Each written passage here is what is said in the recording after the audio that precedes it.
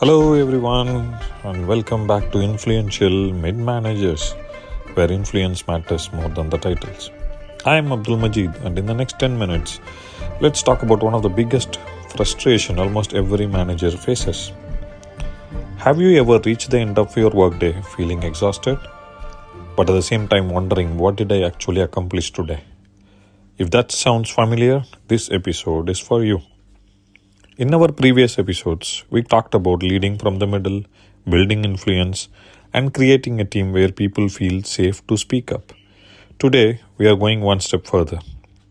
Why do managers end up solving everyone else's problem? And how we can change that. Let's meet Ahmed again. Ahmed manages a team delivering IT projects. He starts Monday morning with a clear plan. But within the first hour, one engineer walks in. Ahmed, can you call the supplier? They are not responding to my calls. Before that conversation ends, another team member asks, can you approve this design proposal? And a customer calls about a network issue. Finance needs clarification on a purchase order. HR asks about a leave request. Every problem seems to land on Ahmed's desk. By 4 o'clock in the afternoon, he looks at his to-do list. The proposal is untouched. His own priorities have not moved. Driving home, Ahmed asks himself, why am I solving everyone else's problem? Have you ever had a day like that? I certainly have. Here is the surprising part.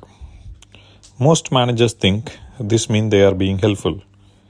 In reality, they may be creating dependency. Every time we immediately solve someone's problem, we are teaching our team one lesson. Bring your problems to me, I'll solve them. One of the most valuable ideas from Harvard's famous Who Got the Monkey. When someone brings you a problem, be careful not to take ownership of it unless it is truly yours. The problem, the monkey, often jumps from their shoulder onto yours. And before long, you are carrying everyone's monkeys. So how great managers manage this situation differently? Great mid-managers don't ignore problems. They coach people through them. Imagine the same engineer comes to Ahmed and says, the supplier is not responding. Instead of saying, leave it to me, Ahmed asks, what have you already tried? What options do you think we have? Which option would you recommend? Now the engineer starts thinking, Ahmed is still helping, but he is not taking over. That's a difference between solving problems and developing problem solvers. One idea I recently came across really resonated with me. Mid-managers should not spend most of their time supervising work. They should spend their time enabling work. Think about that for a moment. Your value is not measured by how many decisions you personally make. It is measured by how many good decisions your team can make without you. That's how organizations grow. That's how leaders grow. And that's how influence grows. Let me give you a practical example from project management.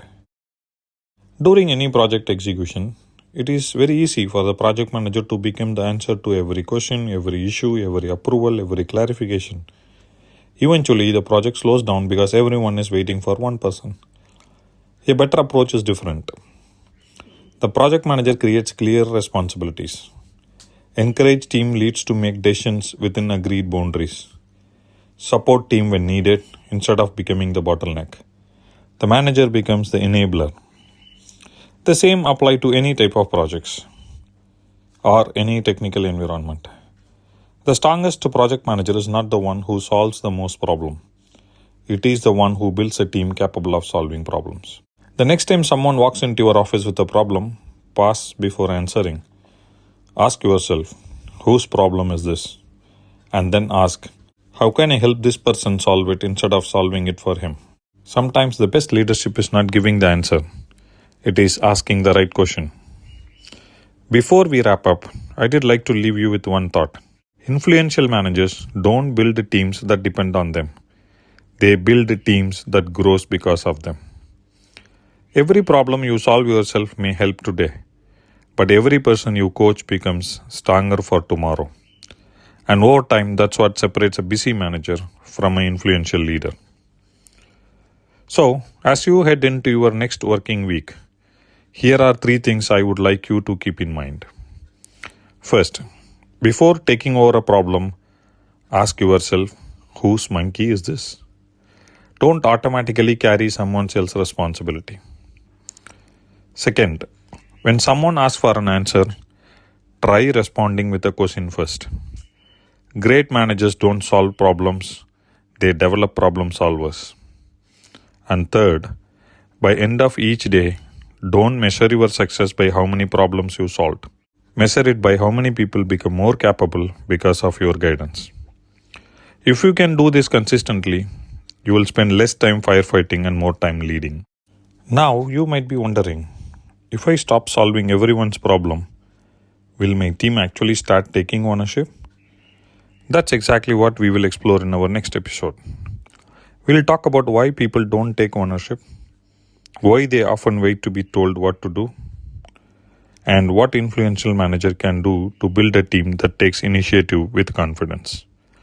Because solving fewer problems is only half the journey. Helping people own those problems is where real leadership begins. Thank you for spending these few minutes with me. If today's conversation made you reflect on your own leadership, I would really appreciate if you could follow the podcast and share it with another manager who might benefit from it. Until next time, keep leading, keep learning, and remember, influence is not about solving every problem yourself. It's about helping others become capable of solving problems together. This is Abdul Majid, and you have been listening to Influential Mid-Manager, where influence matters more than the titles. Take care, and I will see you in the next episode.